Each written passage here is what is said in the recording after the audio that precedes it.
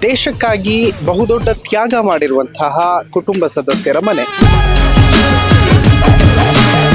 ತುಂಬಾ ಹಳೆ ಮನೆ, ಸರಿಸುಮಾರು ಒಂದು 100 ವರ್ಷ ಆಗಿರ್ಬೇಕು ಈ ಮನೆಗೆ. ಸೊ ಇದು JD ಅರಸ್ ಅವರ ಮನೆ. ಈ ಮನೆನ 1935-36 ಅಲ್ಲಿ ತಗೊಂಡಿದ್ದಾರೆ. ರೈಸಿಂಗ್ ನಲ್ಲಿ ನಿಮ್ಗೂ ಅದಕ್ಕೊಂದು ದೊಡ್ಡ ಬಾಂಡಿಂಗ್ ಇತ್ತು, ಯಾಕೆ ಬಿಟ್ಟು ಬಂದ್ರಿ ಅಂತ? ನಾನು ರೇಸಿಂಗ್ ಮಾಡ್ತೇನೆ, ರೇಸಿಂಗ್ ಮಾಡ್ರೆ ನಾನು ಚಾಂಪಿಯನ್ ಆಗ್ತೀನಿ. ನಮ್ಮ ದೇಶ ಏನು ಚಾಂಪಿಯನ್ ಆಗಲ್ಲ. ವರ್ಲ್ಡ್ ಅಲ್ಲೇ one of the best talents ಅಂತ ನನಗೆ ಗುರುತಿಸಿದ್ರು. ನಾನು ಗೆದ್ದಿರುವಂತ ರೆಕಾರ್ಡ್ಸ್ ಇನ್ನೂ ಯಾರು ಮುರಿಯಕ್ಕಾಗಿಲ್ಲ, ಇಂಡಿಯಾಲಿ ಮತ್ತೆ ಅಬ್ರಾಡ್ ಅಲ್ಲೂ ಅಷ್ಟೇ. ದೇಶಕ್ಕೆ ಮೋದಿ ಬರಬೇಕು, ದೇಶಕ್ಕೆ ಒಳ್ಳೆ ನಾಯಕತ್ವ ಬೇಕು, ಕರಪ್ಷನ್ ಫ್ರೀ, ಡೆವಲಪ್ಮೆಂಟ್ ಓರಿಯೆಂಟೆಡ್ ಬೇಕಂತ ಅವ್ರನ್ನ ನೋಡಿ ನನಗೆ ಮೋಟಿವೇಶನ್ ಆಯ್ತು. ಯಾಕೆ ರಾಜಕೀಯದಿಂದ ದೂರ ಉಳ್ಕೊಂಡ್ರು JD ಅರಸ್ ಅವರು? ಎಲೆಕ್ಟೋರಲ್ ಪೊಲಿಟಿಕ್ಸ್ ಇಂದ ಸ್ವಲ್ಪ ಏಜ್ ಆದ್ಮೇಲೆ ಕಮ್ಮಿ ಇತ್ತು, ಬಟ್ ಜನರ ಸೇವೆ ಕೆಲಸ ಯಾವತ್ತಿಗೂ ಅವರು ಲಾಸ್ಟ್ ಮೂಮೆಂಟ್ ತನಕ ನಿಲ್ಸಿಲ್ಲ.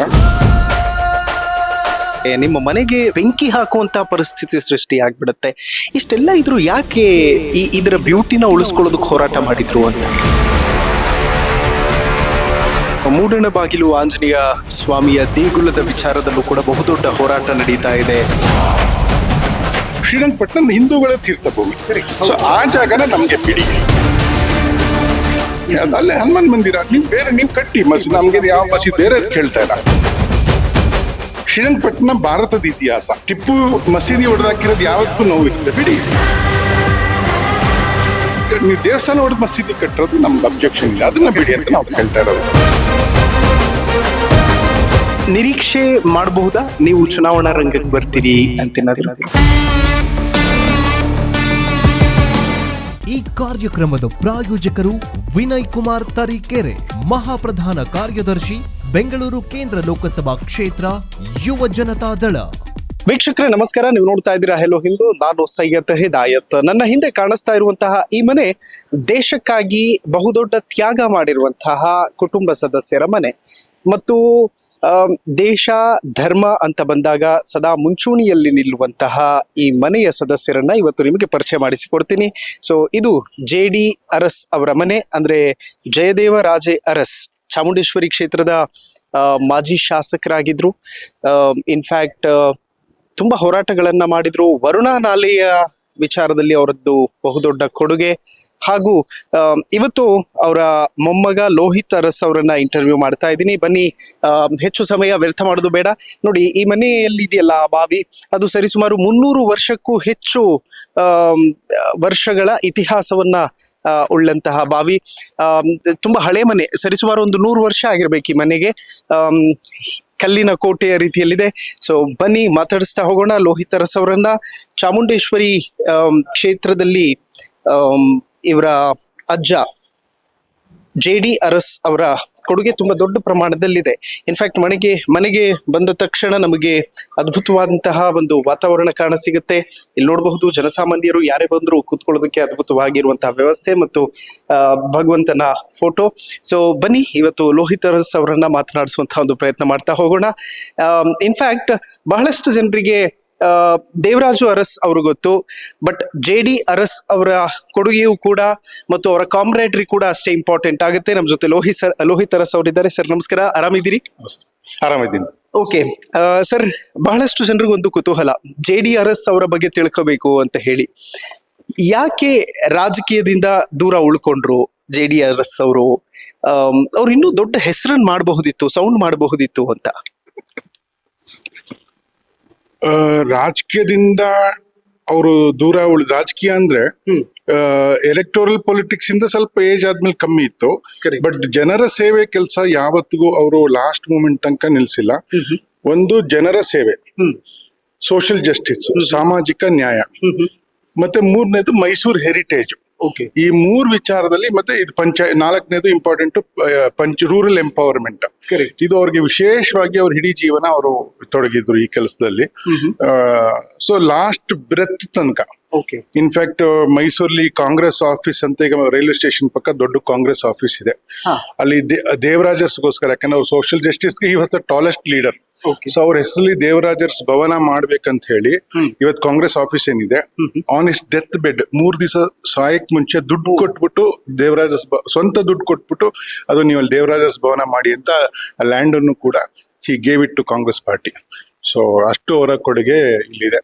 ಅದು ಇವಾಗ ಇಂದಿರಾ ಗಾಂಧಿ ಭವನ ಅಂತ ಮಾಡಿದ್ದಾರೆ, but the money was paid from his packet. ನಮ್ಮ ತಾತನ ಸ್ವಂತ ದುಡ್ಡಿಂದ ರೈಲ್ವೆ ಸ್ಟೇಷನ್ ಪಕ್ಕ ದೊಡ್ಡ ಜಾಗ ಏನಿದೆ ಇವತ್ತು ಮೈಸೂರು ಸಿಟಿಲಿ Congress office, he paid the money before he died, 2 days before he died. So 2 ದಿವಸ ಮುಂಚೆ ಇದನ್ನ ಮಾಡ್ಬಿಡಿಯಪ್ಪ ದೇವರಾಜಸ್ ಭವನ ಮಾಡಿ ಅಂತ he passed away. So till the last breath ಅವ್ರಿಗೆ ಕಮಿಟ್ಮೆಂಟ್ ಅಷ್ಟಿತ್ತು ಸಮಾಜದ ಬಗ್ಗೆ. ಸರ್, ಈ ಮನೆಗೂ ಒಂದು ದೊಡ್ಡ ಇತಿಹಾಸ ಇದೆ. ಹೊರಗಡೆ ಇರುವಂತಹ ಬಾವಿಗೆ ಸರಿಸುಮಾರು 300 ವರ್ಷದ ಇತಿಹಾಸ ಇದೆ ಅಂತ ಹೇಳ್ತಾ ಇದ್ರಿ. ಲೈಕ್ ಈ ಕಲ್ಲಿನ ಕೋಟೆ ಸೃಷ್ಟಿಯಾಗಿದ್ದು ಹೇಗೆ ಅಂತ? ಇದು 1930s ಅಲ್ಲಿ ಪ್ರೀ ಇಂಡಿಪೆಂಡೆನ್ಸ್ ಇದರಲ್ಲಿ ಮೈಸೂರು ಸರ್ಕಾರದಲ್ಲಿ ನಮ್ಮ ತಾತ ಅವರ ತಂದೆ, ಅವ್ರ ಹೆಸರು ಕೂಡ ದೇವರಾಜರ್ಸ್ ಅವರು ಅಮೂಲ್ದಾರ್ ಆಗಿರ್ತಾರೆ. ಮೈಸೂರು ಇದರಲ್ಲಿ ಅವರು ಬಂದು ಸೇವೆ ಸಲ್ಲಿಸ್ಬೇಕಾರೆ ಆಸ್ ಎ ಗವರ್ಮೆಂಟ್ ಅಫಿಷಿಯಲ್ ಅವತ್ತಿನ ಗವರ್ಮೆಂಟ್ ಅಲ್ಲಿ ಅವ್ರು ಬಂದು ಒಂಟಿಕಪ್ಪಲ್ ಅವತ್ತಿನ ವಿ ಮಹಲದಲ್ಲಿ ಮನೆ ತಗೊಂತಾರೆ ಅವ್ರ ಫ್ಯಾಮಿಲಿಗೆ. ಇಲ್ಲಿ ಲಾಸ್ಟ್ ಇಲ್ಲೇ ಸೆಟ್ಲ್ ಆಗ್ತಾರೆ. ಸೊ ಅಲ್ಲಿ ಇಡೀ ಫ್ಯಾಮಿಲಿಗೆ ಆ ಮನೆ ತಗೊಂಡಾಗ ನಮ್ಮ ತಾತ ಚಿಕ್ಕದ್ರಿಂದನೇ ಅವ್ರಿಗೆ ಸಮಾಜದ ಕಾಳಿ ಇರುತ್ತೆ ಅಂತ ಹೇಳಿ ಅವರ ಟೀನೇಜ್ ನಲ್ಲೇ ಅವ್ರನ್ನೇ ಟೀನೇಜ್ ದಾಟಿ ಕಾಲೇಜ್ ಮುಗಿಸೋ ಟೈಮ್ಗೆನೆ ಈ ಮನೆನ 1935-36 ಅಲ್ಲಿ ತಗೊಂಡಿದ್ದಾರೆ. ಸೊ ಆಗ್ಲೇನೆ ಈ ಮನೆನ ನಮ್ಮ ತಾತನಿಗೆ ಕೊಟ್ರು, ನೀನ್ ಹಳ್ಳಿಲಿರು, ನೀನ್ ಜನರ ಸೇವೆ ಮಾಡ್ಕೊಂಡಿರು ಅಂತ 1940s ನಲ್ಲೇ ನಮ್ಮ ಮುತ್ತಾತ ಈ ಮನೆನ ನಮ್ಮ ತಾತನಿಗೆ ಕೊಟ್ಟು ನೀನು ಸಮಾಜ ಸೇವೆ ಮಾಡ್ಕೊಂಡಿರು ಅಂತ ಹೇಳಿ ಅವರು ಅವ್ರಿಗೆ ಪೂರ ಪ್ರೋತ್ಸಾಹ ಕೊಟ್ಟಿರ್ತಾರೆ ಅವ್ರಿಗೆ. ಓಕೆ. ಇನ್ಫ್ಯಾಕ್ಟ್ ಇವತ್ತು ಮೈಸೂರು ದಸರಾ ಅಷ್ಟು ವಿಜೃಂಭಣೆಯಿಂದ ನಡೆಯುತ್ತೆ ಅಂತಂದ್ರೆ ಅದಕ್ಕೆ ಜಯದೇವರಾಜ ಅರಸ್ ಅವರ ಕೊಡುಗೆ ತುಂಬಾ ದೊಡ್ಡ ಪ್ರಮಾಣದಲ್ಲಿದೆ. ಸ್ಟಾಪ್ ಆಗೋಗಿತ್ತು ಆಕ್ಚುಲಿ ಇಂದಿರಾ ಗಾಂಧಿ ಅವರು ಮಾಡಿದಂತಹ ಹುನ್ನಾರಕ್ಕೆ. ಇಂದಿರಾ ಗಾಂಧಿ ಅವರು ಮೈಸೂರು ದಸರಾ ನಿಲ್ಸೋದಕ್ಕಂತ ಹೇಳೋಕ್ಕಿಂತ ಎಲ್ಲಾ ಮಹಾರಾಜರ ಪ್ರೈವಿ ಪರ್ಸ್ ಏನು ಒರಿಜಿನಲ್ ಅಗ್ರಿಮೆಂಟ್ ಇತ್ತು, ಸರ್ದಾರ್ ಪಟೇಲ್ ಅವರು, ನೆಹರು ಅವರು ಏನು ಕಮಿಟ್ಮೆಂಟ್ ಮಹಾರಾಜರುಗಳು ಕೊಟ್ಟಿದ್ರು, ಅದು ಎಮರ್ಜೆನ್ಸಿಗಿಂತ ಮುಂಚೆನೆ ವಿಡ್ರಾ ಮಾಡ್ಬಿಟ್ರು. ಆಗ ಫಂಡ್ಸ್ ಬರ್ದೇ ಇರೋ ಕಾರಣದಿಂದ ಮೈಸೂರು ದಸರಾ ನಡ್ಸಕ್ಕಾಗ್ರೆ ಮಹಾರಾಜರು ಅಲ್ಲಿಂದ ಸಿಂಹಾಸನದಲ್ಲಿ ಕೂರೋದು ನಿಲ್ಸ್ಬಿಟ್ಟು ಅವರು ದಸರಾ ನಿಲ್ಸುವಂತ ಪರಿಸ್ಥಿತಿ ಬಂತು. ಇಂಥ ಇತಿಹಾಸನೇ 700 ವರ್ಷ ಇತಿಹಾಸ ಇರುವಂತ ದಸರಾ, ವಿಜಯನಗರ ಕಾಲದಿಂದ ನಡ್ಕೊಂಡು ಬಂದಿರೋ ದಸರಾ ವರ್ಲ್ಡ್ ಫೇಮಸ್. ದಸರಾನೇ ಒಂದು ಕರ್ನಾಟಕದಲ್ಲಿ ದಸರಾನೇ 700 ವರ್ಷದಿಂದ ಮಹಾನ್ ಕಾರ್ಯಕ್ರಮ. ಸೊ ಅಂತ ದಸರಾ ನಿಂತೋಯ್ತಲ್ಲ ಅಂತ ಹೇಳಿ ಅವತ್ತಿನ ಮೈಸೂರಲ್ಲಿ ಒಂದು ಸೀನಿಯರ್ ಪೊಲಿಟಿಷಿಯನ್ ಆಗಿರ್ತಾರೆ, ಮತ್ತೆ ಹೆವಿ ಮೈಸೂರು ಬಗ್ಗೆ ಕಾಳಜಿ ಇದ್ದರ ಕಾರಣದಿಂದ ದಸರಾ ನಿಲ್ಲಬಾರದಂತ ಹೇಳಿ ಅವರು ಲೀಡ್ ತಗೊಂಡಿದ್ರು. ಅವ್ರ ಜೊತೆ ತುಂಬಾ ಜನ ಮೈಸೂರಿನ ಪ್ರಭಾವಿ ವ್ಯಕ್ತಿಗಳು, ಇಂಡಸ್ಟ್ರಿಯಲಿಸ್ಟ್ಗಳು, ಜಾವಾ ಫ್ಯಾಕ್ಟ್ರಿ ಓನರ್ ಇವರೆಲ್ಲರೂ ಸೇರಿ ನಿಂತು, ದೇವರಾಜರ್ಸ್ ಅವ್ರು CM ಇರ್ತಾರೆ. ಸೊ ಅವ್ರಿಗೆ ಹೇಳಿ ಇದನ್ನೆಲ್ಲ ವಾಪಸ್ಸು ಇದರಲ್ಲಿ ನಾಡು ಹಬ್ಬ ಅಂತ ಅದು ಮೈಸೂರು ದಸರಾ ಜನತಾ ದಸರಾ ಅಂತ ಶುರು ಮಾಡ್ತಾರೆ. ಆಮೇಲೆ ಸರ್ಕಾರ ಅದನ್ನ ತಗೊಂಡು ಇವರೆಲ್ಲ ಫಸ್ಟ್ ಸ್ವಂತ ದುಡ್ಡು ಹಾಕಿ ಶುರು ಮಾಡ್ತಾರೆ. ದಸರಾ ನಿಂತೋದಾಗ ಓನ್ ಪಾಕೆಟ್ ಅವ್ರ ಸ್ವಂತ ದುಡ್ಡು ಹಾಕಿ ಇವರು ನಮ್ಮ ತಾತ ಇನ್ನಷ್ಟು ಜನ ಜಾವಾ ಫ್ಯಾಕ್ಟ್ರಿ ಅವರು ಇವರೆಲ್ಲ ಸೇರ್ಬಿಟ್ಟು ಸ್ವಂತ ದುಡ್ಡು ಹಾಕಿ 1-2-3 ವರ್ಷ ದಸರಾ ನಡೆಸ್ತಾರೆ. ಆಮೇಲೆ ಸರ್ಕಾರ ಇದನ್ನ ವಹಿಸ್ಕೊಂಡು ಕರ್ನಾಟಕ ಅಂತ ಆಗತ್ತಲ್ಲ, ಮೈಸೂರು ಸ್ಟೇಟ್ ಹೋಗಿ ಕರ್ನಾಟಕ ರಾಜ್ಯ ಅಂತ ಬರುತ್ತಲ್ಲ, ಅದಾದ್ಮೇಲೆ ನಾಡದೇವಿ ಚಾಮುಂಡೇಶ್ವರಿ ನಾಡ ಹಬ್ಬ ದಸರಾ ಅಂತ ದೇವರಾಜ ಅರಸೋ ಟೈಮಲ್ಲಿ ಅದು ಶುರು ಆಗುತ್ತೆ. ಓಕೆ. ಇನ್ಫ್ಯಾಕ್ಟ್ ಇವತ್ತು ಚಾಮುಂಡೇಶ್ವರಿ ದೇಗುಲದ ಆವರಣದ ಸುತ್ತಮುತ್ತಲೂ ಇರುವಂತಹ ಹಚ್ಚ ಹಸಿರ ವಾತಾವರಣ ಮತ್ತು ಮೈಸೂರಿನ ಈ ಪರಂಪರೆ ಮತ್ತು ಇಲ್ಲಿರುವಂತಹ ಆ ಬ್ಯೂಟಿ ಉಳಿದುಕೊಳ್ಳೋದಕ್ಕೂ ಕೂಡ ಬಹುದೊಡ್ಡ ಹೋರಾಟ ಇದೆ. ಯಾಕೆಂತಂದ್ರೆ ಒಂದು ಸಮಯ ಬಂದಿತ್ತು, ಆಗ ಒಬ್ಬ ಬಹುದೊಡ್ಡ ರಾಜಕಾರಣಿ ಅವರ ಆಡಳಿತಾವಧಿಯಲ್ಲಿ ರಿಯಲ್ ಎಸ್ಟೇಟ್ ಮಾಫಿಯಾ ಗರ್ಜನೆ ಮಾಡ್ಕೊಂಡು ಬರುತ್ತೆ, ನಿಮ್ಮ ಮನೆಗೆ ಬೆಂಕಿ ಹಾಕುವಂತಹ ಪರಿಸ್ಥಿತಿ ಸೃಷ್ಟಿ ಆಗ್ಬಿಡುತ್ತೆ. ಇಷ್ಟೆಲ್ಲ ಇದ್ರು ಯಾಕೆ ಇದರ ಬ್ಯೂಟಿನ ಉಳಿಸ್ಕೊಳ್ಳೋದಕ್ಕೆ ಹೋರಾಟ ಮಾಡಿದ್ರು ಅಂತ? ಅವ್ರಗಳಿಗೆ ಚಿಕ್ಕದ್ರಿಂದ ಹಳೆ ಮೈಸೂರಲ್ಲಿ ಬೆಳೆದಂತವ್ರು ಅವರು. ಸೊ ಅವ್ರಿಗೆ ಕಾಳಜಿ ಬೈ ನೇಚರ್ ಇತ್ತು, ಅಂದ್ರೆ ಜನಕ್ಕೆ ಒಳ್ಳೇದ್ ಮಾಡ್ಬೇಕು, ಮೈಸೂರಿನ ಇತಿಹಾಸ ಉಳಿಸ್ಬೇಕಂತ ಅವ್ರಿಗೆ ಇದಿತ್ತು. ಅಂದ್ರೆ ಏನ್ ಹೇಳಿ, ಹಳೆ ಮೈಸೂರು ಮಹಾರಾಜರು ಇದ್ದಿದ್ದಂಥದ್ದು, ದಸರಾ ನಡೀತಿದ್ದು, ಮೈಸೂರಿನ ಒರಿಜಿನಲ್ ಹಳೆ ವಾತಾವರಣ ಏನಿತ್ತು ಅವ್ರಿಗೆಲ್ಲ ಅಟ್ಯಾಚ್ಮೆಂಟ್ ಇತ್ತು ಅದಕ್ಕೆ. ಈ ನಮ್ಮ ಮೈಸೂರು ಈಗಂದ್ರೆ it was international city from before. ನೀವು ಇತಿಹಾಸ ತೆಗೆದ್ರೆ ಇದೇ ಕ್ಯಾಪಿಟಲ್ ಆಗಿತ್ತು. ದಕ್ಷಿಣ ಮಡ್ರಾಸ್ ಬಿಟ್ರೆ one of the biggest capital cities for south India was Mysuru, Bengaluru ಆಗಕ್ ಮುಂಚೆ. ಸೊ ಮೈಸೂರು ಅಷ್ಟು ಟ್ರೆಡಿಷನ್ ಇರುವಂತ ಊರು. ಅದನ್ನ ಕುಗ್ಸೋದಕ್ಕೆ ಇವ್ರು ಯಾರು ಇಲ್ಲ, ಇವರು ಇಡೀ ಟೀಮ್ ಐತಿ, ಇವರೆಲ್ಲ ತುಂಬಾ ಕಾಳಜಿ ಇದ್ದಂತ ವ್ಯಕ್ತಿಗಳು ಅವ್ರ ಜೊತೆಗಿದ್ರು. ಸೊ ಹೆರಿಟೇಜ್ ಯಾವತ್ತಿಗೂ ಕೂಡ ಕಮ್ಮಿ ಆಗ್ಬಾರ್ದು ಅಂತ ಅವರು till his last breath he fought for Mysuru heritage. ಮತ್ತೆ ವಿಶೇಷವಾಗಿ ಚಾಮುಂಡಿ ಬೆಟ್ಟ ಮತ್ತೆ ಸುತ್ತಮುತ್ತಲಿನ ಅಲ್ಲಿ ಗ್ರೀನ್ರಿ ಏನ್ ಇವಾಗ ಇನ್ನೂ ಉಳ್ಕೊಂಡಿದೆ, ಇದನ್ನೆಲ್ಲ 90s ಅಲ್ಲಿ, ಅರ್ಲಿ 90s ನಲ್ಲಿ ರಿಯಲ್ ಎಸ್ಟೇಟ್ ಮಾಫಿಯಾದವರು ಇವಾಗ್ಲೂ ಸುಮಾರಲ್ಲಿ ಇಲ್ಲಿಗಲ್ ಆಗಿ ಆಕ್ಯುಪೈ ಆಗಿದೆ. ಪ್ಯಾಲೇಸ್ ಲ್ಯಾಂಡ್, ಬೆಟ್ಟದ ಲ್ಯಾಂಡ್ ಎಲ್ಲ ಇಲ್ಲಿಗಲ್ ಆಕ್ಯುಪೈ ಆಗಿದೆ. 94 ನಲ್ಲಿ ಕೂಡ ಎಂಟೈರ್ ಲಲಿತ್ ಮಾಲ್ ಸುತ್ತ ಇರೋ ಆ ಜಾಗ, ಹೆಲಿಪ್ಯಾಡ್ ಎಲ್ಲ ಏನಿದೆ ಅಷ್ಟನ್ನು ಕೆಲವ್ರು ನುಗ್ಗಿ ದೋಚೋದಕ್ ಮಾಡಿದಾಗ ಇವರು ಅದನ್ನ ತಡಿಸಿದ್ರು. ಪೊಲೀಸ್ಗೆಲ್ಲ ಹೇಳಿ ಇಲ್ಲಿಗಲ್ ಆಗಿ ಏನ್ ಮೂವ್ ಮಾಡ್ಬೇಕು ಮಾಡಿ ಅವ್ರು ಯಾರಿಗೂ ಕೂಡ ಅಲ್ಲಿ ಒಳಗಡೆ ಹೋಗಕ್ಕೆ ಅವಕಾಶ ಕೊಡ್ಲಿಲ್ಲ. ಅದಕ್ಕೆ ಆ ವ್ಯಕ್ತಿಗಳು ನಮ್ಮೇಲೆ ತಿರುಗಿ, ನಮ್ಮ ಮನೇಲಿ ನಾವೆಲ್ಲ ಚಿಕ್ಕ ಮಕ್ಳಿದ್ದಾಗ ಹಳೆ ಮನೆ ಇತ್ತು, ಹೊಸದಾಗ ನಾವು ಕಟ್ಟಿದ್ವಿ, ಹಳೆ ತೊಟ್ಟಿ ಮನೆ ಇತ್ತು, ಹಂಚಿನ ಮನೆ, ರಾತ್ರಿ ಮಿಡ್ ನೈಟ್ ಅಂದಾಜು ನುಗ್ಗಿ ಹೊಡಿತೀವಂತೆಲ್ಲ ಹೇಳಿ ಬಾಕ್ಲೆಲ್ಲ ನಮ್ಗೆ ಅಂದ್ರೆ ಭಾರಿ ಜೋರಾಗಿ ಅವತ್ತು ವೈಲೆಂಟ್ ಅಟ್ಯಾಕ್ ನಮ್ಮ ಮನೆಗೆ 94 ಅಲ್ಲಿ ಆಗಿತ್ತು. 94 ಅಲ್ಲಿ ಆಮೇಲೆ ಅಷ್ಟೇ ಪೊಲೀಸ್ ಅವ್ರು ಬಂದು ಪ್ರೊಟೆಕ್ಷನ್ ಕೊಟ್ಟಿದ್ರು. ಆಮೇಲೆ ಅದು ಜಾಗ ಎಲ್ಲ ಈಗ ಸೇಫ್ ಆಗಿದೆ, ಇವತ್ತಿಗೂ ಸೇಫ್ ಆಗಿ ಇದೆ. ಯಾರು ಮಾಫಿಯಾದವರು ಅಲ್ಲಿ ಎಂಟರ್ ಆಗಕ್ಕಾಗಿಲ್ಲ ಲಲಿತ್ ಮಾಲ್ ಆಸ್ಪಾಸಿಗೆ. ಸೊ ಇದೆಲ್ಲ 94 ನಲ್ಲಿ ಆದಂತ ಘಟನೆಗಳು. ಇನ್ಫ್ಯಾಕ್ಟ್ ಸರ್, ಅವರಲ್ಲಿ ಇದ್ದಂತಹ ಆ ಕಿಚ್ಚು, ಆ ರೋಷ ನಿಮ್ಮಲ್ಲೂ ಕೂಡ ಕಾನ್ಸ್ಟೆಂಟ್ಲಿ ಅದ್ ಬಂದಿದೆ. ಲೈಕ್ ದೇಶ ಮತ್ತು ಧರ್ಮದ ಹೋರಾಟಕ್ಕಾಗಿ ಇಂಟರ್ನ್ಯಾಷನಲ್ ಲೆವೆಲ್ ಅಲ್ಲಿ ಸದ್ದು ಮಾಡ್ತಿದ್ದಂಥವ್ರು, ತಾವು ಚಾಂಪಿಯನ್ ಆಗಿದ್ದಂಥವ್ರು, ರೈಸಿಂಗ್ ನಲ್ಲಿ ಒಂದು ದೊಡ್ಡ ಲೈಕ್ ನಿಮ್ಗೂ ಅದಕ್ಕೂ ಒಂದು ದೊಡ್ಡ ಬಾಂಡಿಂಗ್ ಇತ್ತು. ಯಾಕೆ ಬಿಟ್ಟು ಬಂದ್ರಿ ಅಂತ? ನಮ್ಮ ತಾತ ಪೊಲಿಟಿಕ್ಸ್ಗೆ ಅವರು ಕೊಟ್ಟಿದ್ದೆ ಅಷ್ಟೇ, ಏನು ಪಡೆದಿಲ್ಲ. ಸೊ ಈ ಸಫರ್ಡ್ ಲಾಸ್ಟ್ ತನಕ he was working and last ತನಕನೂ ಸಫರೇ ಆದ್ರು. ಸೊ ನಮಗೆ ಅಷ್ಟು ಅಟ್ಯಾಚ್ಮೆಂಟ್ ಇರ್ಲಿಲ್ಲ. ನಾನು ಚಿಕ್ಕದ್ರಿಂದನೇ ರೇಸಿಂಗ್ ಅಲ್ಲಿ I was very inclined. So ನಂಗೆ ಐ ಗಾಟ್ ಆಪರ್ಚುನಿಟಿ, ಒಳ್ಳೆ ಆಪರ್ಚುನಿಟಿಗಳು ಸಿಕ್ತು. ಸೊ ನಾನು ಇಂಟರ್ನ್ಯಾಷನಲ್ ಹಂತದ ತನಕ ಹೋಗಿ ಡಕಾರ್ ರ್ಯಾಲಿ ಓಡಿಸೋ ವರ್ಷನ್ ಅಲ್ಲಿ ಇದ್ವಿ ನಾವು. On the verge of getting into Dakar rally. Mahindra team ನ ನಾವು ಫುಲ್ ಡೆವಲಪ್ 3 years 2010 ಇಂದ 13 ತನಕ from scratch Mahindra racing team ನಾನು ಬಿಲ್ಡ್ ಮಾಡೋಕೆ ನಂಗೆ ಜವಾಬ್ದಾರಿ ಕೊಟ್ಟಿದ್ರು. ಸೊ ಅವಾಗ ಸ್ಕಾರ್ಪಿಯೋ ಇದೆಲ್ಲ XUV 500 ಇನ್ನು ಯಾರು ನೋಡಿರ್ಲಿಲ್ಲ outside. Second car from the factory ಇಲ್ಲಿ ನಮ್ಮ ಮನೆಗೆ ಬಂದಿತ್ತು, XUV 500 ಇನ್ನು ಮಾರ್ಕೆಟೇ ನೋಡಿರ್ಲಿಲ್ಲ. ಸೊ ರಿಸರ್ಚ್ಗೆ ನಮ್ಮ ಮನೆಗೆ ಕಳಿಸಿದ್ರು. ಸೊ ಅಷ್ಟು ಪ್ಲಸ್ ನಾನು JC ಕಾಲೇಜಲ್ಲಿ ಮೆಕ್ಯಾನಿಕಲ್ ಇಂಜಿನಿಯರಿಂಗ್ ಮಾಡಿದ್ದೆ.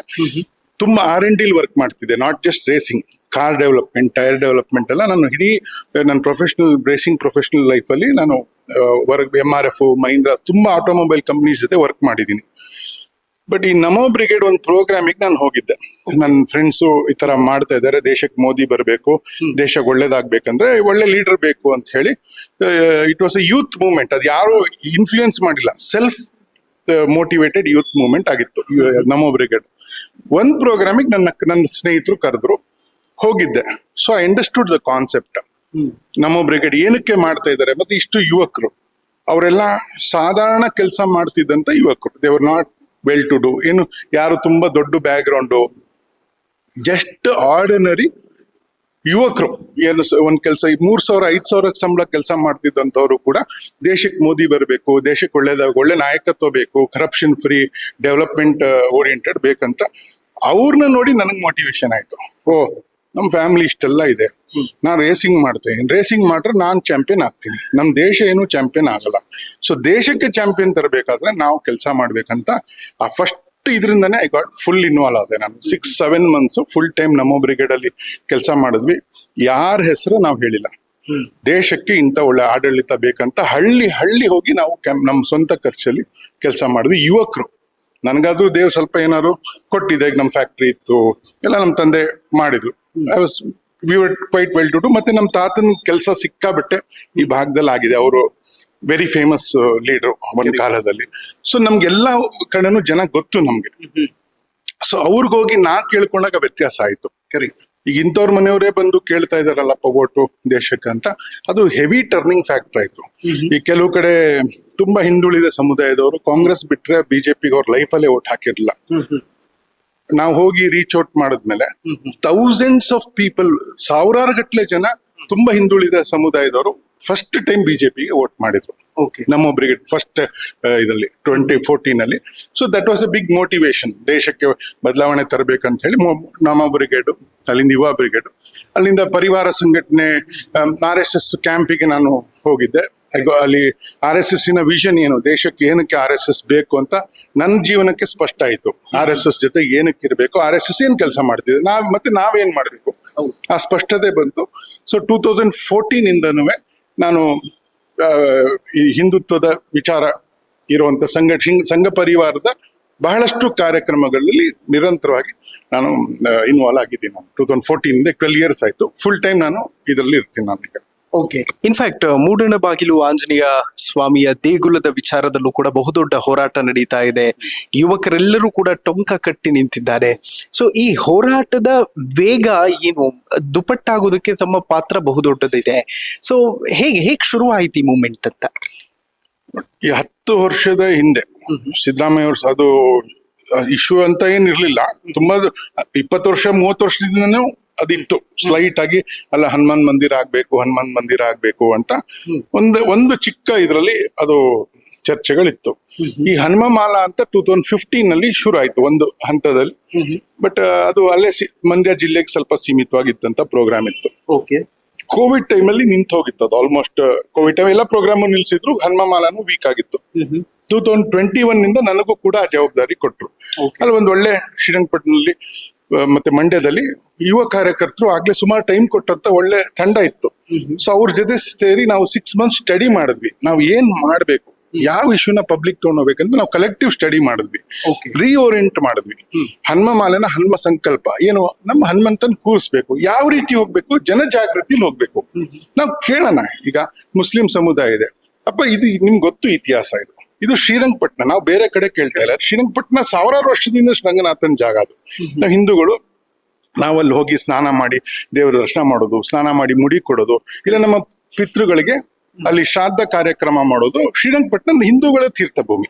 ಸೊ ಆ ಜಾಗನ ನಮ್ಗೆ ಬಿಡಿ, ಅಲ್ಲೇ ಹನುಮಾನ್ ಮಂದಿರ ನೀವು ಕಟ್ಟಿ ಮಸೀದ್, ನಮ್ಗೆ ಯಾವ ಮಸೀದ್ ಬೇರೆ ಕೇಳ್ತಾ ಇಲ್ಲ, ಯಾವ್ದು ಐತಿಹಾಸಿಕವಾಗಿ ನಮ್ಮ ಮಂದಿರ ಇತ್ತು ಅದನ್ನ ನಮ್ಗೆ ವಾಪಸ್ ಕೊಡಿ ಅಂತ ನಮ್ಮ ಸ್ಟ್ಯಾಂಡ್ ಅಷ್ಟೇನೆ. ಸೊ ಅದಕ್ಕೆ ಜನಜಾಗೃತಿ ಪ್ರೋಗ್ರಾಮ್ ಮಾಡೋದು, ಜನ ಹೆಂಗ್ ಸ್ಪಂದಿಸ್ತಾರೆ, ಈಗ ನಾವು ಅನ್ಕೊಂಡ ತಕ್ಷಣ ಆಗಲ್ವಲ್ಲ, ಜನಕ್ಕೆ ಬೇಕು ಅಂದ್ರೆ ಅದಾಗುತ್ತೆ. ಸೊ ನಾವು ಜನಜಾಗೃತಿ ಕಾರ್ಯಕ್ರಮನ ಹೆಚ್ಚು ವಿಸ್ತಾರವಾಗಿ, ಫಸ್ಟ್ ಮಂಡ್ಯ ಜಿಲ್ಲೆ ಇತ್ತು, ಈಗ 5-6 ಜಿಲ್ಲೆ ಆಗಿದೆ. ಈ ವರ್ಷದಿಂದ ಕರ್ನಾಟಕಕ್ಕೆ ಇದು ವಿಸ್ತಾರ ಮಾಡಬೇಕು ಅಂತ ಯೋಚನೆಯಲ್ಲಿ ಇದೀವಿ ನಾವೀಗ, ಇಡೀ ಕರ್ನಾಟಕ. ಇನ್ಫ್ಯಾಕ್ಟ್ ರಾಮಲಲ್ಲನ ವಿಚಾರದಲ್ಲೂ ಕೂಡ ಅದೇ ರೀತಿಯಾದಂತಹ ಸ್ಪಿರಿಟ್ ನೊಂದಿಗೆ ಹೋರಾಟ ಮಾಡಿದ್ರಿ ಸುಬ್ರಹ್ಮಣ್ಯನ್ ಸ್ವಾಮಿ ಅವರ ಜೊತೆ ಎಲ್ಲ ಸೇರಿ.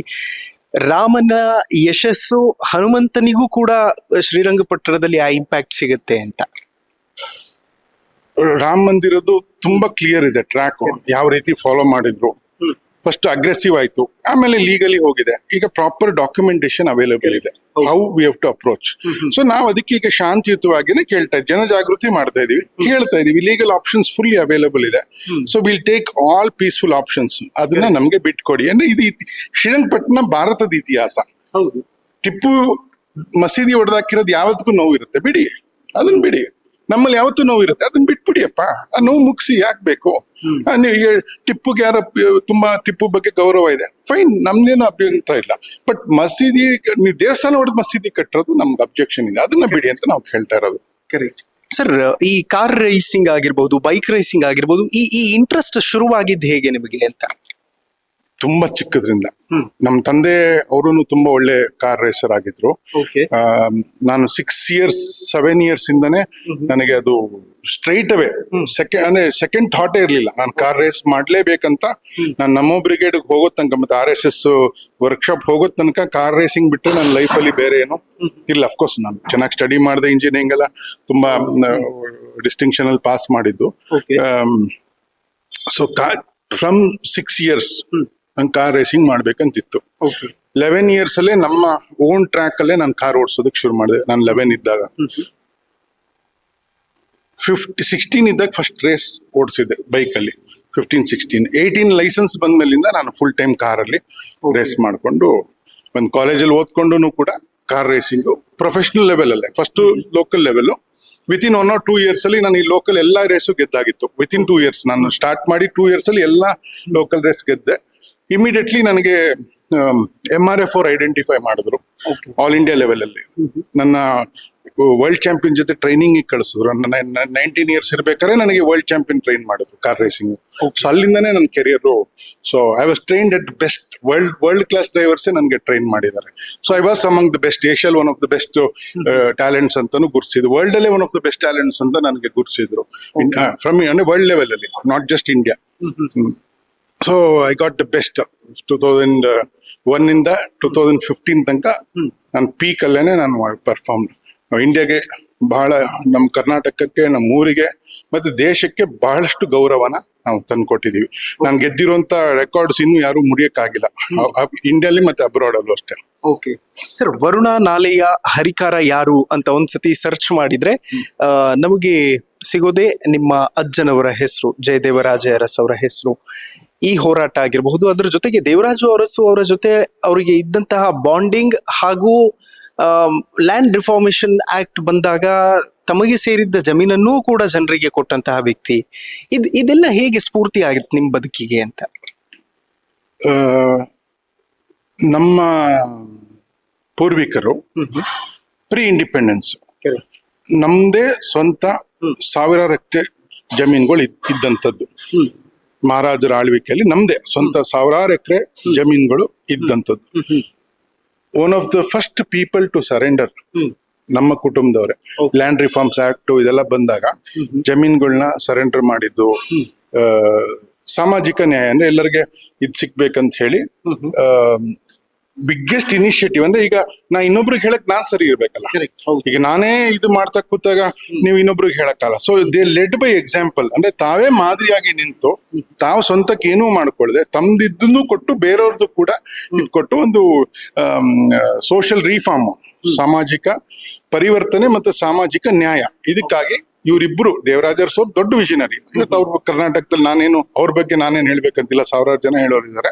ಬಟ್ ಏನಾಗಿದೆ, ನಮ್ಮ ತಾತ ಅವರು ಎಲ್ಲೂ ಹೈಲೈಟ್ ಅವ್ರಿಗೆ ಇಷ್ಟನೂ ಪಡ್ತಾ ಇಲ್ಲ. ಅವ್ರ ಪಾಡ ಅವ್ರ ಕೆಲಸ ಮಾಡ್ಕೊಂಡು ಹೋಗ್ತಿದ್ರು. ಅದರಿಂದ ಹಳೆ ಮೈಸೂರು ಭಾಗದಲ್ಲಿ ಅವ್ರ ಬಗ್ಗೆ, ನಮ್ಮ ತಾತ ಅವ್ರ ಬಗ್ಗೆ ಹಿರಿಯರಿಗೆಲ್ಲರಿಗೂ ಗೊತ್ತಿದೆ. ಬಟ್ ಕಾಮನ್ ಪಬ್ಲಿಕ್ ಮತ್ತೆ ಕಾಮನ್ ಮೀಡಿಯಾ ಇವತ್ತು ಅವ್ರ ಚರ್ಚೆ ಇಲ್ಲ, ಇವಾಗ ಸದ್ಯಕ್ಕಿಲ್ಲ ಅವ್ರ ಚರ್ಚೆ, ಯಾರು ಗೊತ್ತಿಲ್ಲ. ಅವ್ರ contribution 70s 60s 70s 80s ಅಲ್ಲಿ ಅವ್ರು ಏನ್ ಮಾಡಿದ್ರು ಇವತ್ತಿನ ಜನ ಗೊತ್ತಿಲ್ಲ ಅವ್ರಿಗೆ. ಹಳಬರು ನಾವೇನು ತುಂಬಾ ಅವ್ರಿಗೇನು ಇಷ್ಟ ಇರಲ್ಲ, ನಾವು ಪ್ರಮೋಟ್ ಮಾಡ್ಬೇಕು, ನಾನು ಇದಾಗ್ಬೇಕಂತ ಕೆಲಸ ಮಾಡ್ದಾಯ್ತು. You satisfied with his work more than publicity. ಪಬ್ಲಿಸಿಟಿಗೆ ಯಾವತ್ತು ಅವರು ಕೆಲಸ ಮಾಡಿದ ನಾವು ಚಿಕ್ಕದ್ರಿಂದ ನಾವು ನೋಡಿದೀವಿ. ಜನರ ಜೊತೆಗೆ ಇರ್ತಾ ಇದ್ರೆ ಹೊರತು ಪಬ್ಲಿಸಿಟಿ, ಮೀಡಿಯಾ ಕರೆಯೋದು, ಇದ್ ಮಾಡ್ದೆ ಅದ್ ಮಾಡ್ದೆ ನಾವು ನೋಡಿಲ್ಲ.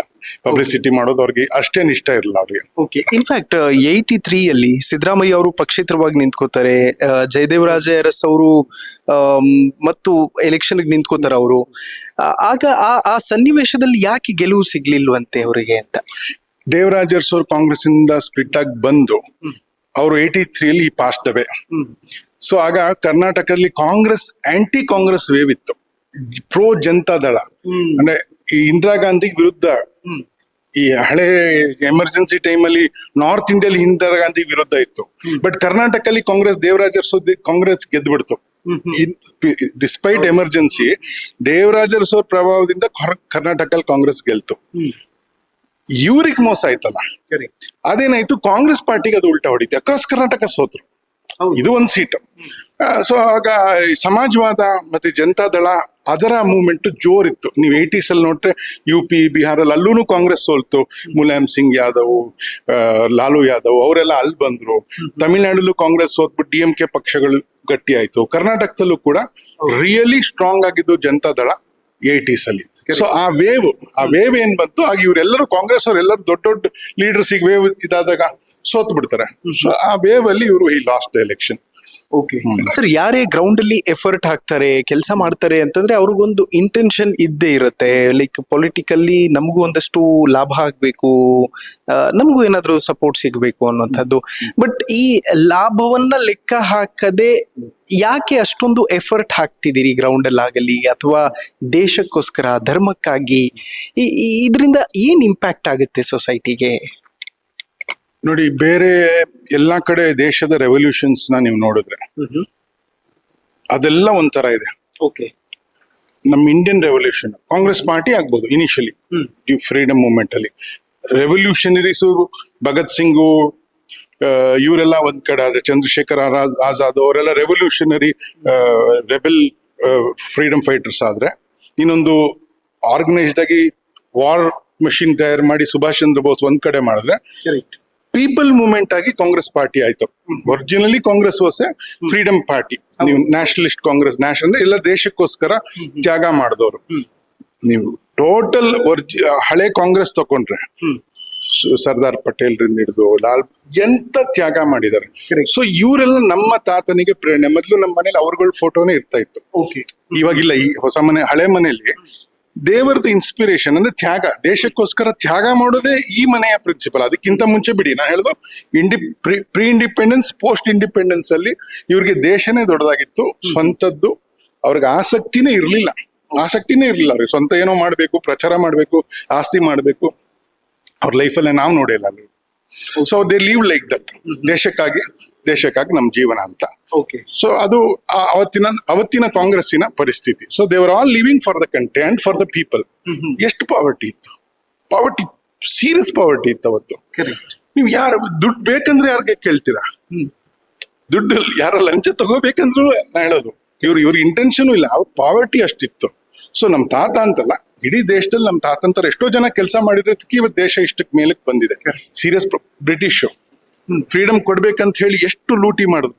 ಟೋಟಲಿ ಗೋಲ್ಡ್ ಮತ್ತೆ ರಿಸೋರ್ಸಸ್ ನ ಇಲ್ಲಿಂದ ತಗೊಂಡ್ ಹೋದ್ರು. ಅವ್ರು ನಮ್ನ ಬೋನ್ ಡ್ರೈವ್ ಮಾಡಿ ಬಿಟ್ಟು ಹೋದ್ರು ಬ್ರಿಟಿಷರ್ಸ್. ಇಂಡಿಯಾ ಬಿಟ್ಟು ಹೋಗ್ಬೇಕಾದ್ರೆ ಬೋನ್ ಡ್ರೈವ್ ಮಾಡಿ ಹೋದ್ರು. ಸೊ ಬೋನ್ ಡ್ರೈವ್ ಇಂದ ಇವತ್ತು 4th or 5th ಎಕಾನಮಿ ಬಂದಿದೀವಿ ಅಂದ್ರೆ ಎಲ್ಲರ ಕಾಂಟ್ರಿಬ್ಯೂಷನ್ ಇದೆ. ಸೊ ನಮ್ ತಾತ ಅಂತವ್ರೆಲ್ಲ ಅವತ್ತು ಲೆಡ್ ದಟ್ ಮೂವ್ಮೆಂಟ್. ನಿರೀಕ್ಷೆ ಮಾಡಬಹುದಾ ನೀವು ಚುನಾವಣಾ ರಂಗಕ್ಕೆ ಬರ್ತೀರಿ ಅಂತೇನಾದ್ರು? ನೋಡಿ, ನಾನು ಒಂದು ವಿಚಾರ ಸಂಘಟನೆಯ ಕಾರ್ಯಕರ್ತ. ನನಗೆ ನಮ್ಮ ವಿಚಾರ ದೊಡ್ಡದು. ಹಿಂದೂ ವಿಚಾರ ಸಂಘಟನೆಯ ಕಾರ್ಯಕರ್ತ. ನಂಗೆ ವಿಚಾರ ದೊಡ್ಡದು. ನನಗೆ ಸ್ವಂತ ಅಪೇಕ್ಷೆಗಳಿಲ್ಲ. ಜನ ಮೊದ್ಲಿಂದನೂ ಕೂಡ ನಮ್ಮ ಮನೆ ಮೇಲೆ ನಿರೀಕ್ಷೆ ಇಟ್ಟಿದ್ದಾರೆ. ಅಂದ್ರೆ ನಮ್ಮ ತಾತನ ಇತಿಹಾಸ, ಅವ್ರು ಮಾಡಿರೋ ಕಾಂಟ್ರಿಬ್ಯೂಷನ್, ಈಗ ನಾನ್ ಸಮಾಜದಲ್ಲಿ ತೊಡಗಿರೋ ದೃಷ್ಟಿಯಲ್ಲಿ ಜನರ ಅಪೇಕ್ಷೆ ಮೊದ್ಲಿಂದನೂ ಕೂಡ ಇದೆ. ಬಟ್ ಡಿಸಿಷನ್ ನಾನು ಅಪೇಕ್ಷೆನೂ ಇಟ್ಕೊಳ್ಳಲ್ಲ. ನಾನು ಆತರ ಹೋಗೋದು ಆತರ ಅಂದ್ರೆ ನಾನೇ ಹೇಳಿ, ನಾನು ಇದಾಗ್ಬೇಕು ಅದಾಗ್ಬೇಕು ಅಂತ ವರ್ಕ್ ಮಾಡೋದು ನಾನಲ್ಲ. ಕೆಲಸ ಏನಿದೆ, ಏನ್ ಕೆಲಸ ಕೊಡುತ್ತೆ ನನಗೆ, ಆ ಕೆಲಸ ನಾನು ಮಾಡೋದು. ನಾಳೆ ಏನಾರು ಅಪೇಕ್ಷೆ ಪಟ್ರು ಡಿಸಿಷನ್ ಮಾಡ್ತಾರೆ, ನಾ ಎಲೆಕ್ಷನ್ ನಿಲ್ಬೇಕಂತ ಡಿಸಿಷನ್ ಬಂದ್ರೆ ನಾ ಕಾಂಟೆಸ್ಟ್ ಮಾಡ್ತೀನಿ ನಾನೇ. ಬಟ್ ಎಲೆಕ್ಷನ್ ನಿಲ್ತೀನಂತ ಕೆಲಸ ಮಾಡೋದು ನಾನಲ್ಲ. ಕೆಲಸ ಏನಿದೆ ಕೆಲಸ ಮಾಡ್ತೀನಿ. ಅದ್ರ ಪರಿಣಾಮ ಎಲೆಕ್ಷನ್ ನಿಲ್ಬೇಕಂದ್ರೆ ಎಲೆಕ್ಷನ್ ನಿಲ್ತೀವಿ, ಇಲ್ಲ ಮರ್ಯಾದೆ ಗ್ರೌಂಡ್ ಕೆಲಸ ಮಾಡೋದ್ರೆ ಗ್ರೌಂಡ್ ಅಲ್ಲಿ ಕೆಲಸ ಮಾಡ್ತೀವಿ. ನಾವು ಆ ರೀತಿ ಅಪೇಕ್ಷೆ ಇಟ್ಕೊಂಡು ಕೆಲಸ ಮಾಡೋರಲ್ಲ. ಅಂದ್ರೆ ಎಲೆಕ್ಷನ್ಗೋಸ್ಕರ ಕೆಲಸ ಮಾಡೋರು ಅದ್ರಲ್ಲಿ I am out of that. ಎಲೆಕ್ಷನ್ಗೋಸ್ಕರ ಕೆಲಸ ಮಾಡೋಲ್ಲ. ಬೆಳಗ್ಗೆ ಏನ್ ಕೆಲಸ ಇದೆ, ಯಾವ ಜಿಲ್ಲೆ, 5-6 ಜಿಲ್ಲೆ ಟೂರ್ ಮಾಡ್ತೀನಿ ರೆಗ್ಯುಲರ್ಲಿ. ಹಳ್ಳಿಗಳಲ್ಲಿ ಜಾಸ್ತಿ ಕೆಲಸ ನಡೆಯುತ್ತೆ ನಮ್ದು. ಸೊ ಗೌ ಸಂರಕ್ಷಣೆಯಿಂದ ಹಿಡಿದು, ಜಾಗೃತಿಯಿಂದ ಹಿಡಿದು ನಾನಾ ರೀತಿಯ ಕಾರ್ಯಗಳನ್ನ ಜನ ಇನ್ನೂ ಒಂದ್ ಹಂತ ನಮ್ ದೇಶ ಬಂದಿದೆ, ಇನ್ನೂ ನಾವು ಮುಂದೆ ಹೋಗ್ಬೇಕಲ್ಲ, ಈ ದೇಶ ಮುಂದೆ ಹೋಗ್ಬೇಕಲ್ಲ. ಸೊ ಇದು ಸಾಕಾಗಲ್ಲ. ನಮ್ಮ ಪಾಪ್ಯುಲೇಷನ್ಗೆ ನಮ್ಮ ಗ್ರೋತ್ ಮ್ಯಾಚ್ ಆಗ್ತಾ ಇಲ್ಲ. ದೇಶದ ಪಾಪ್ಯುಲೇಷನ್ ಇದೆ, ಅದ್ರ ತಕ್ಕಂತೆ ಗ್ರೋತ್ ಮ್ಯಾಚ್ ಆಗ್ತಾ ಇಲ್ಲ. ಸೊ ಗ್ರೋತ್ ಆಗ್ಬೇಕಂದ್ರೆ ಜನ ಮುಂದೆ ಬರ್ಬೇಕು. ಸೊ ನಮ್ಮ ಉದ್ದೇಶ ಏನಂದ್ರೆ how to take everything forward. Culture, religious ಇದಲ್ಲ, ಕಲ್ಚರಲ್ ಅಂದ್ರೆ ಇಲ್ಲಿ ಈ ದೇಶದ ಇತಿಹಾಸ, ಸಂಸ್ಕೃತಿ, ಪರಂಪರೆ. ಕಮ್ಯುನಲ್ ಅಂತಲ್ಲ, we are not communal. Hindu Muslim ಅಂತಲ್ಲ, ಈ ದೇಶದ ಒರಿಜಿನಲ್ ಇತಿಹಾಸ ಏನಿದೆ, ಇಲ್ಲಿನ ಪರಂಪರೆ ಏನಿದೆ, ಅದನ್ನ ತಗೊಂಡು ಅದನ್ನ ಇನ್ನು ಇವತ್ತಿನ ಆಧುನಿಕತೆ, ಟೆಕ್ನಾಲಜಿ ಇರ್ಬೋದು, ಮತ್ತೊಂದು ಹೆಂಗೆ ನಾವು ಮ್ಯಾಚ್ ಮಾಡಬೇಕು, ಇದನ್ನ ತಗೊಂಡು we have to take the country. End of the day ದೇಶನ ಮುಂದೆ ತಗೊಂಡು ಹೋಗೋದು ನಮ್ಮೆಲ್ಲರ ಜವಾಬ್ದಾರಿ ಇರುತ್ತೆ. ಸೊ ನಮ್ಮ ಕೆಲಸ ಕೂಡ ದೇಶನ ಮುಂದೆ ತಗೊಂಡು ಹೋಗೋದ್ರಲ್ಲಿ ಇರುತ್ತೆ ಹೊರತು ವೈಯಕ್ತಿಕ ನಾನು ಅದ್ರಲ್ಲಿಲ್ಲ. ಬರೀ ನಮ್ಮ ವೈಯಕ್ತಿಕ ಕೆಲಸಕ್ಕೆ ನಾವು ಮಾಡೋದು, I am out of that. Well sir, ಬಹಳ ಖುಷಿ ಆಯ್ತು ಮಾತಾಡಿ. Thank you so much. ಅನೇಕ ವಿಚಾರಗಳನ್ನು ಹಂಚ್ಕೊಂಡ್ರಿ. Thank you sir. Thank you, ತುಂಬಾ ಸಂತೋಷ ಆಯ್ತು. ಓಕೆ, ನೋಡಿದ್ರಲ್ಲ ವೀಕ್ಷಕರೇ, ಇದಿಷ್ಟು ಲೋಹಿತ್ ಅರಸ್ ಅವರ ಮಾತು. ಅದೇನೇ ಇರಲಿ, ಜಯದೇವರಾಜೆ ಅರಸ್ ಅವರ ಕುರಿತಾಗಿ ನಿಮ್ಮ ಮುಂದೆ ಒಂದು ಸಣ್ಣ ವಿಚಾರಗಳನ್ನ, ಅಂದ್ರೆ ಶಾರ್ಟ್ ಟೈಮ್ ಅಲ್ಲಿ ಅದನ್ನ ನಿಮಗೆ ತಿಳಿಸಿಕೊಡುವಂತಹ ಒಂದು ಪ್ರಯತ್ನ ಮಾಡಿದೀವಿ. ನೋಡ್ತಾ ಇರಿ ಹೆಲೋ ಹಿಂದೂ. ನಾನು ಸೈಯದ್ ಹಿದಾಯತ್, ಸೈನಿಂಗ್ ಆಫ್ ಮೈಸೂರಿನಿಂದ.